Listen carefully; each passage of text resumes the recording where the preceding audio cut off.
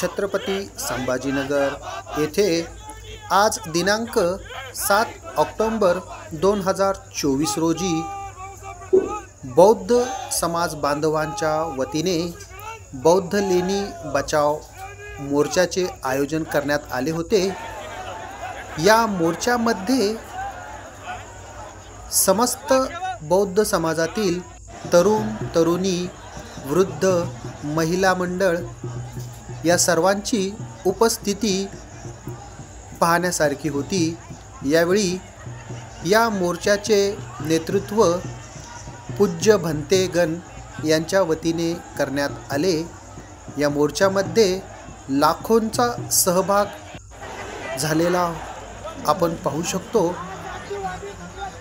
या मोर्चाची सुरुवात ही छत्रपती संभाजीनगर येथील क्रांती चौकातून सुरुवात झाली। यावेळी आपण पाहू शकतो आपल्याला संपूर्ण परिसर हा बौद्धमय झालेला दिसत आहे।